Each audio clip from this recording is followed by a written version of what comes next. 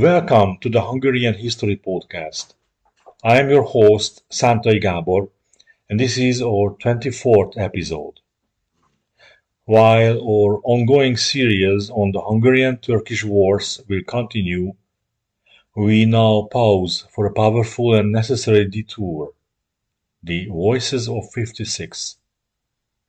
This special sub-series is dedicated to the personal stories of the Hungarian Revolution, to the 200,000 who fled, and to their children and grandchildren, for whom this legacy is a vital part of their identity, even if the Hungarian language is not always. This is the fourth sub-episode, and I am honored to bring you new guests, carrying messages of courage that demand to be heard.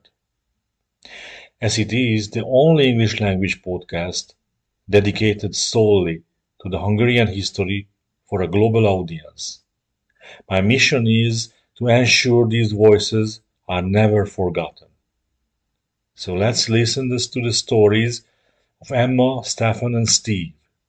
Let me get started. So this is the Hungarian History Podcast, and we have a guest here, Stefan from England. And he has a story, and his dad has a story, of course. So, hello, Steve. You are our guest today. Okay, cheers. Where are you from, Steve? I was born and raised in London, England. London, England. Wow. Yeah. And my father came to England in 1957. 1957. Yeah. Yes. And can you speak Hungarian too? Kicsi. Kicsi. Little bit, yeah, kicsi. Little bit, yes. So we are very curious about your father's story. So how did he end up in England? Right, he got into Austria with his father and mother. And my grandfather was a glass blower, and my father was a trainee glass blower, and they was working at a factory in Vienna. And the British consulate came to the factory and put a notice up saying, if you have these trades, one of them was glass blowing. Report to the British consulate where they were interviewed. And they passed the interview, and they were asked, if you want to come to England, we are quite happy to allow you into our country. So this is how they set out to England. But do you know any stories about 1956 too? Right, 56. Right. Again, I was born in England, so I wasn't brought up in Hungary, but stories from my father and my grandfather, and I went to Hungary during the 70s when I was a young lad, and I listened to my dad's friends and the stories, what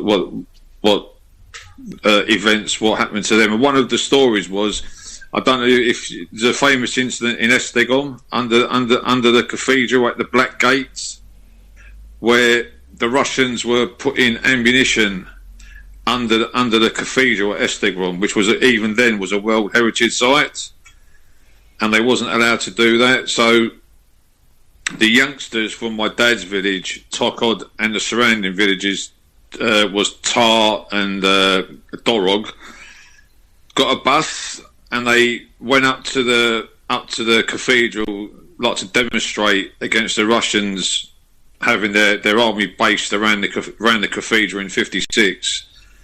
And my father was going to go on the coach, and this was one of the reasons why he left Hungary. He was going to go on the coach, and at the last minute, he said, "No, I won't go on the coach." I see. But the coach left and went to Esztergom, which is about from Tokod to Esztergom's 5 or 10 minute drive. And as the coach went up the hill and hit the brow of the hill, the Russians had a tank at the Black Gate, the Fakata couple, and they fired into the coach, and a few of my dad's friends were killed. Oh, how sad it was. So it was a narrow escape for your dad. Yes, and that was one of the reasons why him and a few of his friends, because the reason why he never went on the coach, they weren't expecting anybody to be killed. He just thought at the time, oh, I can't be bothered going up there, so he never went. And when the story came back, that was when him and a few of his friends sort of said, right, that's it. This is now very, very, very dangerous, and they decided to leave. And most of these young boys were 15 to 18-year-olds who left. And my father walked. How did they cross the border? Right. You'll be surprised by this. My father done it twice. Twice? Yeah, that's my dad, to be called my dad. He done it twice. The first time he done it, twice, they just walked to Hegyeshalom, the Austrian Hungarian border. And when he done it, it was the start of the uprising. So the Russians and the Hungarian communists weren't sort of patrolling the border as hard as when my dad went on the second journey. The reason why he returned back to Hungary was when he got into Austria, some of his friends later who arrived in Austria at the refugee camp he was in said, you need to go back to Hungary because your mum and dad are very upset that you've left. So he decided to return back to Hungary, and he wasn't going to return back to Austria. So he returned back to where he come from, Tokod, and then he realised that he was told by the neighbours that his mum and dad had left to go Austria to try and find him. Wow! So then he turned around, and this was the dangerous one. He turned back and started, and this was October, don't forget, there was snow, it was -5 degrees, it was very, very cold. And so he decided to return to Austria. But in that week or 2 weeks, 3 weeks, the Hungarian communists and the Russian soldiers realised what was happening, and this is when they started to put many more patrols around the Győr area, Hegyeshalom, stopping people crossing the border. So my dad was walking with a couple of Hungarian lads, and they got to about 30 miles from Győr, and a coal truck pulled over and said to my father and these young Hungarian boys, where are you going? So my father said, we're heading to Győr, and then we want to cross from Győr, we want to get to Hegyeshalom and cross into Austria.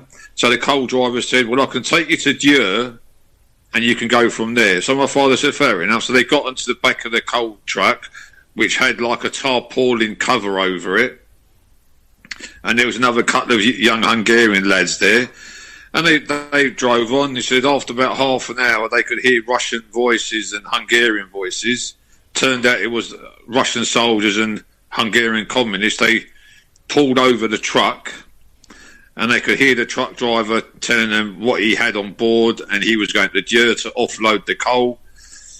And two of the young lads in the back of the truck panicked, and they jumped out the truck, and all my dad heard was the Russians shouting at them and the Hungarians shouting, stop, stop, stop, and these lads mustn't have stopped. So they shot them. Oh, no, my God. So they shot them, and then they heard not the Russian soldiers panicking, they heard the Hungarians panicking. And they just said to the driver, go, go, go, go, go. And that's how my dad got into Győr. And then from Győr, he got into Austria, where he met his parents, and it all started from there. Them? How did he meet them? They just happened to meet in the refugee camp. I don't know how they met. They just met. And my dad, only my dad could do this. My dad nearly ended up going to Chile. Oh no! in South America, because one of his friends they had relatives in Chile. You know, during the war, a lot of the Hungarians, there was Nazis in Hungary, so a lot of them ended up going with the Germans and the Croats. They ended up going to South America. Yes. And one of his friends got to the station and said to my dad, "Come to Chile with me." So the train was going to take them to the airport in Vienna, and my dad jumped on the train. At the last minute, he jumped off the train, and his friend, well, he never saw his friend again. His friend, the last he heard, he ended up in Chile. I mean, this is what my father had said. This is the exciting life he had, my dad. Imagine that you would have been born in Chile then. Yes, we could have been born in Chile. Yes, exactly, yeah. We could have been born in Chile. And then my nan and granddad and my dad ended up living in Vienna for 9 months. They had a job in a glass factory. And being Hungarians, my nan wanted to return back to Hungary. She wanted to go back. And my granddad and my dad wanted to return back to Hungary. But my grandfather was quite happy living in Austria because my nan was a Schwab. She could speak German. Yes. So they were quite happy living in Vienna. My granddad was a qualified glass blower. My dad was a trainee. He was earning good money. They had a lovely flat. So the Austrian people were really nice. They accepted the Hungarians because of what they had gone through. And again, like I said, when the British consulate come to the airport, it sort of changed everything. My granddad, he was the one who wanted to come to England, not my grandmother or my dad.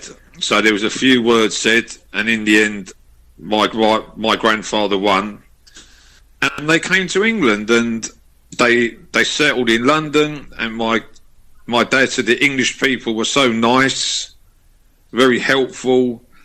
There was no animosity towards the Hungarians, and all the Hungarians. And in them days, the British only allowed into England tradesmen and young families. If you never had a trade or you were no asset to Britain, they would not allow you into Britain. I see. Because my grandfather had a trade and my father was an apprentice, they was allowed in. And did they start their life in London? Yes, they lived in North London, in Crouch End in North London. This was in 1957, and they worked at the same factory for 20 years. Wow. Amazing glass factory. And again, he said the English people were very, very nice, very helpful. The first couple of months they was in England, my dad couldn't speak English. So when they used to go to the shops in England, the English people used to help them, like, what do you want? And I want some milk. And they would explain to him in English, tea is milk, and help them a lot. He said, my father said I could never fault the English people, never. They were very, very nice. Very, very good. Well, and you were born in 1963. 60, right? 63. Oh, 63. I see. 63. I was born, and again, like my mother, my dad met my mum in. When was it? 1959. Mm-hmm. And they met at a dance hall in London. And people have to realise England in 1959 was a totally different place to what England is now. I can imagine that. And hardly any foreigners. There was no foreigners here. Is your mom British or Hungarian? Yes, British, English. She is. Mm-hmm. Yeah. Born in London, and a family all from London. So you Steve, you Stefan, you have a double identity now. Yeah, I'm an Anglo-Hungarian. Anglo-Hungarian, that's fantastic. And with a little bit of Austrian. Yes. And did you visit Hungary? Oh, many times. When I was a young lad in the 70s, I used to spend. I think I went to Hungary about 4 times in the 70s, and we used to spend 6 weeks in Hungary. Along with your dad? Well, right. I mean, you must know this, that the communists wouldn't allow anyone in for 16 years. Yes. if you left Hungary, you were classified as a dissident. Yes. So my dad and his mum and dad never saw. My dad never saw his brother for 16 years. Wow. So when they returned, he never saw his friends for 16 years who he got to school with, and so when they returned back to Hungary, in about 19, I think they first went back 1972, something like that, and it was very, very sad. They got back and there was a lot of tears. People were crying that, God, we haven't seen each other now for 16 years, and they remained friends. Like the last time I went to Hungary was only 2 years ago. Yes. Me and my brothers have always gone to Hungary. Always, we've always gone every 2 years. We always return back to Hungary. That is very nice. And Stephen, and tell me just one more thing. And what does it mean to you, this 1956 revolution? Well, it means a lot to people. If you haven't got in you Hungarian blood, it doesn't mean anything to you. But people like us who've got in us the Hungarianness, the Hungarian blood, it means a lot. It means a hell of a lot, because a tiny country like Hungary with not even 10 million people took on the most powerful nation on earth. True. And a lot of Hungarians young men were killed, and I am very proud of those Hungarians. And will you tell your children or grandchildren? Oh yeah, I've always told I've got 3 kids, two girls and a boy, and they've always been to Hungary. They are very proud of their grandfather, very proud of him, and they all knew him. He passed away 8 years ago, and they all loved him, and they're all very proud of their. They haven't got a lot of Hungarian in them now. They're Englishmen and Englishwomen now, but they're still proud to associate themselves with Hungary and their grandfather. Well, it was excellent story, and I thank you very much, Steve, to tell us this thing, because these stories matter. And, of course they do. So as a younger generation know what these people went through. Oh yes, definitely.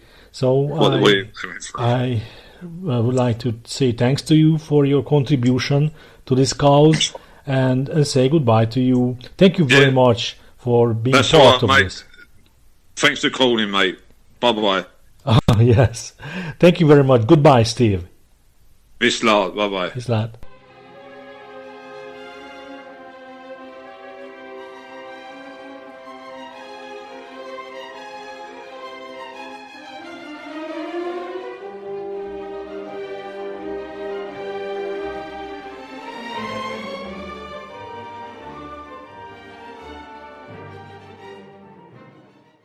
Welcome to the podcast, to the Hungarian History Podcast. I am very happy to greet you here as guests, Emma and Steve. And please, tell me, where are you from? So, we're from England, and we grew up in the East Midlands, Leicester, but I'm now in Birmingham, and Emma, my sister, she's in London now. I see. So, both of you were born in England? Yes. I see. So I guess it is your parents who has a story. It's our father. Our father. Just our father. Okay. I am all ears. Please tell us his story. Great. Okay. So we grew up when we were young hearing his stories of how strict it was back in Hungary under the communist regime. But obviously we didn't really hear the darker stuff until we were a lot older, and then we were probing him. But we grew up realising how strict and how it wasn't a free country and that. And I guess you could say, I remember when he was at college doing his engineering apprenticeship, and I remember he had to sneak out to see like a Western film. He used to sneak out every once a week to see Zorro, which was a film from the West and that. And I remember hearing about he had a strict lecturer there who was very, under the communist regime and that. But they actually caught him there in disguise one day watching the film himself. So they both never said anything. I suppose he thought they could blackmail him.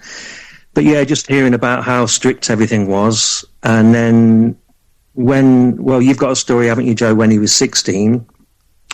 Yeah, as Steve was saying, we just grew up hearing all these really incredible stories. And one was, I remember our dad telling us that he was actually tortured. And I thought, because it took him 3 attempts to escape from Hungary in 1956. Well, first of all in 56, but even before that, when he was 16. So he was born in 1937 in Martonvásár. Martonvásár. Excuse me, Emma. Yes. What is his name? His name is Németh Sándor. Németh Sándor. I see. Okay. So Sándor was born in Martonvásár. Yes. Yeah, 1937. Yeah. Okay. Yeah. So, and he was the youngest of 8 children, but sadly his father died, István Németh, and Lydia was his mother, but his father died when he was only 13 years of age, and then his mum died a year later when he was only 14, so he was already an orphan. So he went to live with his older sister, Juliska, Auntie Julish, and there had been a big fight. He was a fighter. He was a wrestler. And at one point, he was actually going to be part of the Olympic team to go to Melbourne, the Melbourne Olympics. So he's a very, very good fighter. And this fight broke out. And one of his friends had shot a policeman, a secret policeman. He didn't know that he was a policeman. So there was a massive police raid. And my dad was part of that gang, so he was arrested and taken to a police station in this was in Budapest, because he then went to an engineering college, and he wouldn't give any information on his friend, and I remember very vividly. Because my dad knew the guy who had shot the policeman, but he wouldn't snitch, as it were, wouldn't tell on him. So the policeman put a load of pens and pencils in between his fingers and then crushed his hands together. So it was excruciating pain. And our dad still wouldn't say anything. But there was he was on a ground floor in the police station, and it was a hot day. And that's it. He said it was the 4th of April. He was very good at remembering dates, and I recorded him telling these stories when 10 years ago, actually, in 2015. And he said it was a memorable date because it was the 4th of April, which was a celebration day, I think, for Russian Freedom Day, when the Germans left. Yes. Yeah. So that's hence why there was this party and this celebration, and why this big fight broke out. And it was good weather. It was hot weather. So this window was open, and my dad jumped out of the window backwards to escape the torture. And then, all his head was bleeding, and didn't go home that night. So went to stay with another friend. And the police had gone to my auntie's house to see where he was, and of course he didn't go home. So the next day, when it felt a bit safer, he went back home, and she was horrified at the look of him, all the bruising and the blood. So she took him to the doctors and said, "You need to look after, help my younger brother." And they said, and she said, "Look what the police did to him." And the doctor said, "Oh, if the police did this, we can't touch him. Please, you have to go." And then the other story. So then when he was at engineering college, he was sharing a room with a guy called Peter. I think the first time, Joe, before he tried to get with Peter, was when he was 17. But at this time, the family had moved to Aird now. at this point, which was their family home for many years after Martin Vaja. But so he tried to escape. I think he was on his own at this point, and he got caught.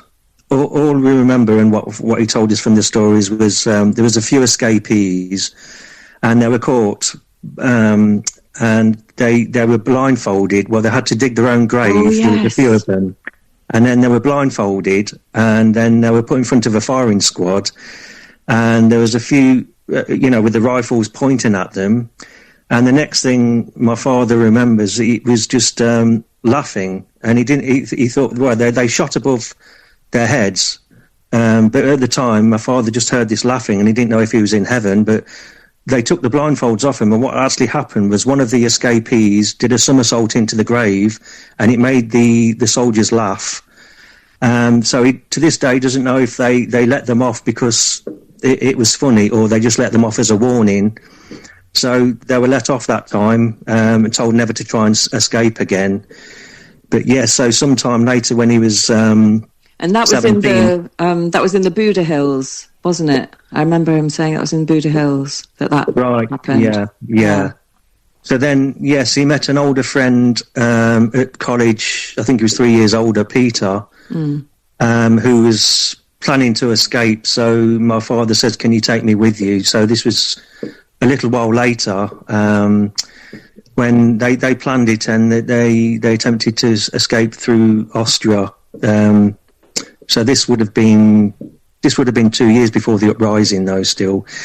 And Steve, I remember him, because I remember on the video I took of this was, again, it was a big day. It was the 1st of May. So Peter planned to do it on the 1st of May because that's another big celebration. And he thought there would be so much commotion with the parade that they could sort of escape unnoticed.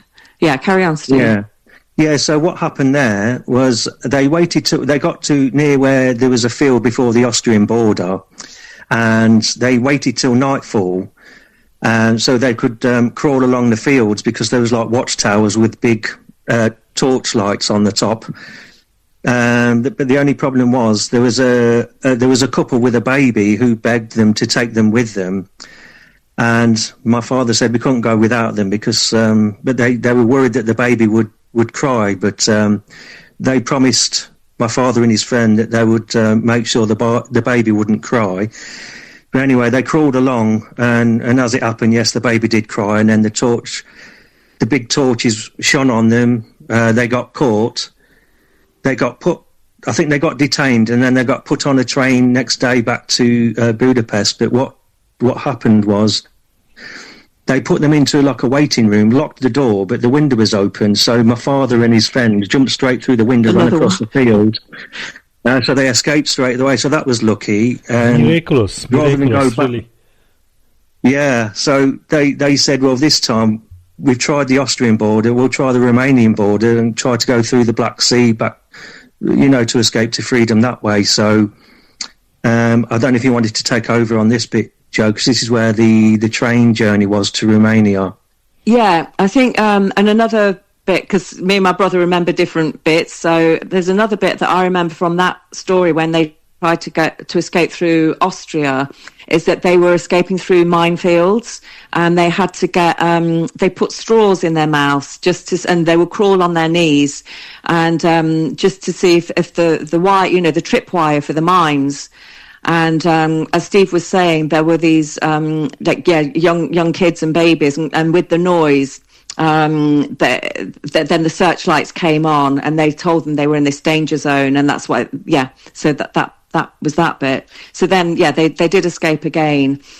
And then I always remember as well my dad saying to Peter, if we go in, we're going to pretend to be mute, so we can't speak. So when we go into Romania, because obviously with Hungary being land-bound and no sea, they thought at least if they get to the Black Sea, then they might be able to get on a ship to France or wherever. And my dad said, let's rip out all the Hungarian labels in our clothes. So they were ripping out any sign of any Hungarian lettering in their shoes and in their T-shirts, and so they get onto the the train, and it's broad. I actually sent you this earlier. You might not have had a chance to see it, but I did send you the video of this where my dad is describing this, what happened on that train. They see, and it's quite a busy train, and then they see a Russian soldier coming towards them, and they're armed, and obviously they've got no papers. So, and I think they probably stuck out quite a bit. And then Peter said to my dad, "You better." So they went into like the in between the carriages where there's a bit of space where there's no people. So Pete said to my dad, grab his gun off him and knock him out. So that's what my dad did. God. He was a fighter. Yes. So he grabbed the gun and knocked him out. And then Pete said, "Oh, there's someone coming from the other way. What are we going to do?" And then Peter said, "Well, knock him out as well." So, but then he said, "Well, look, we can't just keep." My dad says, "Yeah, okay, I'll do my best." But then Peter said, "I think the best thing for us to do is jump off the train." But it was an express train, and my dad said, "Well, that's very dangerous." And he said, "Well, we've got no choice if we want to escape." So next thing, Peter pushes my dad off the train, but my dad was also a gymnast, so he learnt to somersault. So he somersaulted and did a very clean landing, just rolled, and then he looks behind and Peter's not there. So he thinks, "Oh, damn, I'm on my own now." And then, so he just then starts running in the direction of the train, and the train disappears underneath a bend. And Peter had jumped off, hadn't he, Steve? But he broke his leg, and then he was caught. Do you remember what happens after that? Yeah, so after my father, he landed okay. He started walking. He says, "Well, what do I do now? I better walk in the same direction as the train was going, see if I can see Peter further down the line." But he started walking. There was no sign of him, and he got to a tunnel, and there was a lorry with soldiers, and that's when my father was caught again by them, and they took them. They detained him at the police station there. But my dad wouldn't speak Hungarian, so they wouldn't know where he was from. But eventually, they wheeled his friend out. He was in a wheelchair now because he broke his legs from jumping off the train. And well, eventually they had to say that they was trying to escape from Hungary, but they said, "Well, it's the end of the line. We'll have to take you back." So the next day, they took them back in a car. I remember my dad describing that the car, on the way back to Budapest, it had a flat tyre, and they made my dad change the wheel while they sat in the car. So they took him to Budapest, and where he was in prison there as a political prisoner, basically. So he was there for a few months, and on his 18th birthday, a female solicitor came and said, "I'm here to get you out," I think it was because it was his birthday, basically, and a warning never to escape again.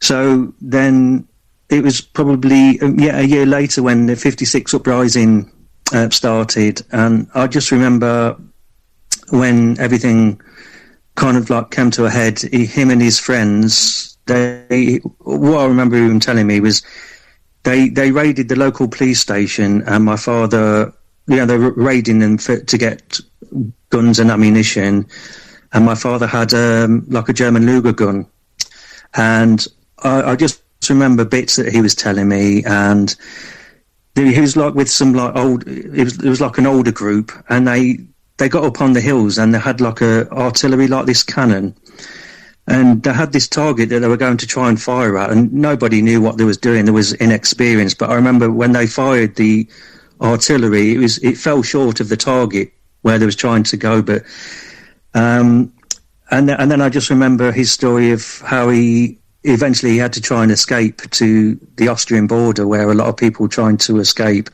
Obviously, it was very dangerous, and he had to go through the forest, and there was a bit of a dark story from what happened there. But yeah, so eventually he did manage to escape across the Austrian border, where there was like refugee camps, and eventually, I think initially he wanted to wait till they either went to America or Canada, but that could have taken months. So eventually it was quicker if he agreed to go to England and work in the coal mines, where they would teach him English. So he decided with a lot of the group and friends to come to England. I think that was January 57. But I think was it almost a year though? It was in Mödling in Austria, just outside of Vienna, the refugee camp. But I think he was still in the camp for almost a year. I don't know.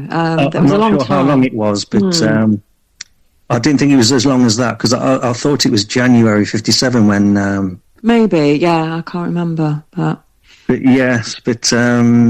so, yeah, he came over to England to work in the coal mines, but they had to teach them English for so many months first before they could let them go down the coal mines. But because of a technical thing, a lot of the Hungarians weren't grasping the English language in time, so then they said, you have to stay longer. But because they signed a contract staying about just 6 months, there was a technical thing, and the union said, you're free to go and wherever you want to. So I think more or less most people... My father then came to the East Midlands, Leicester, to carry on what he was trained in engineering. So growing up, we, because of what my father went through, we always thought when we were younger that he had like a very short temper. But what we now know, everything that he went through is like, I suppose you could call it like PTSD, really. Like, definitely. Yeah. Yeah. So realizing everything that had happened, you know. Yeah. He had a very exciting life, and really, so it must have a great impact on your childhood. Yeah, I think a lot of the Hungarians, then they all ended up in Leicester, in Leicestershire. So when we grew up, there was really quite a big Hungarian community. So we would call them uncle, because my mum was very different to our dad, who did have this sort of fiery temper, and you know, understandably so. But she was very calm, and she'd been a Sunday school teacher, and but all our Hungarian friends, we would call them like Uncle Dave and Mishka, but they weren't real uncles, but they'd all, you know, gone through similar stories.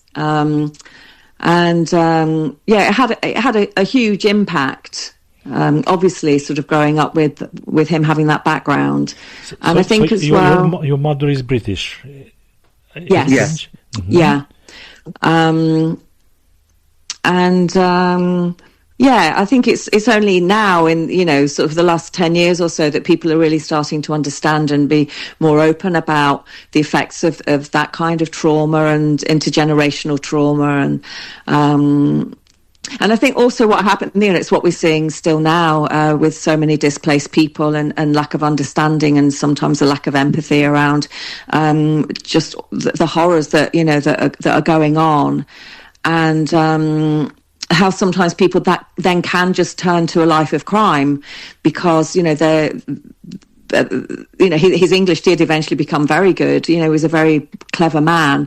But because he was a fighter, you know, he ended up doing, sort of some illegal stuff. And you can get sort of targeted, and so you can sort of see why these things happen.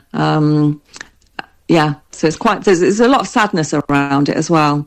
Yeah, so he was a very troubled man because, like I say, he was brought up by his sister from the age of 14 and went through a lot, really. But and I suppose us as growing up, I suppose we, you know, growing up in a free country, we realised of how harsh that his you know, young life was, really. And did he ever go back to Hungary to visit? Well, that was the thing. Me and Emma went back to Hungary before he could, because I don't think there was two reasons. I think he couldn't go back to Hungary while it was still under communism, and his family said that for a long time the police kept coming to the house to ask for him. Still after the uprising as well. So it wasn't until perestroika, when the Berlin Wall came down, and because I think as well, because he had been a political prisoner, and he had been an active revolutionary, he had taken up arms, and he was known to the authorities in Hungary. So in the UK, he only had a travel document, and so he could never have a passport. So, and I remember it was just saying valid anywhere in the world except Hungary. So it was really tragic to think. And so it was 28 years before he saw his other sister. So that he had a remaining. My auntie Yulish, the older sister, her husband also, he actually did get out to Canada, and it took them 10 years before his wife and their 3 sons could go over to Canada, and for Dad, me, my mum and Steve, we were able to go to Hungary before he could, and then it was very moving when we could finally go back and see him there, or when our cousins came over from Hungary, and and are you still visiting Hungary? Yeah, I went. So my daughter's now, she just turned 18 last year, and she was going interrailing with her friends, and it just so happened that she was going to, they were going to be in Budapest for her 18th birthday. It was the first time, because our dad sadly passed at the end of September 2022, so 3 years ago, and our mum died in 2020. But because sorry to hear that. Yes. Thank you. Because he was the youngest of the family, so our other auntie Ilonka, she had 3 children, and so that we're more closer in age to them, so they're like our second cousins. But then when I said I was just going for a few days, even though I didn't give them much notice, they all said, well, we have to meet you. And then there's about 8 or 9 of us, all the different generations, and they came, and they don't even live in Budapest. Well, they live sort of in the outskirts, but it was just so, you sort of, all those, there's a real bond and a tie still, just because of that shared history. And so I'm still very happy and proud of our family that we still have there. Yeah, it's a huge thing, really. So yes, Steve. Yeah, so he went back, I think it was in the late 80s for the first time, and I've been to Hungary, I think since the late 80s myself. I went, I've been 5 times in all, and the last time I went was about 7 years ago with my father and my sons, because that was the first time they'd been to Hungary to see their roots as well. So, the 4 of us with my father, we went to Budapest to visit the family, what was left from, like I say, our second cousins. So his sister's sons and daughters. And, there was a big family get-together. So I'm glad he got to see Budapest again. So he would have been, in his late 70s when he went, last went to Budapest, Well, I am very happy that you are still keeping touch with the Hungarian relatives. And my really last question is, what does it mean to you, this revolution and this thing? Is it special for you? Or what is the message? Or how would you say that? Well, I suppose we're very proud of what he's been through and how he had a vision to escape to freedom. And everybody that we tell the story to is so interesting, and for many, many years, not just years, but decades, have said you need to write a book about it. We still haven't got round to it, but we keep meaning to write a book of everything but yes, I suppose it's just realising what he went through and how we really should value our freedom and everying, really, and how he was determined to escape to freedom. Is worth a story. He was a real hero. And yes, a book should be written about him. Yes, I agree. Thank you, Emma and Steve, for telling us this. And so another chapter of living history is preserved, a testament to the courage of the past and the legacy for the future. If these stories have moved you, please join us in this mission Subscribe to the Hungarian History Podcast on your favorite app. Share this episode to help these voices travel further. And consider supporting the podcast to ensure we can continue this work. You will find all the links in the description. The Voices of 56 series continues. However, in our next episode, we will take a step back to provide crucial context. We will present a comprehensive summary of the 170 years of Hungarian immigration. Understanding this broader history, the waves of leave-takings and the diasporas they created, will allow us to place the Voices of 56 into a deeper, more meaningful perspective. It is the essential backdrop to fully appreciate the stories of our future guests. If you or someone you know has a story to tell, remember, your story is our history. This has been the Hungarian History Podcast. I am Szántai Gábor. Goodbye, sziasztok, a viszonthallásra!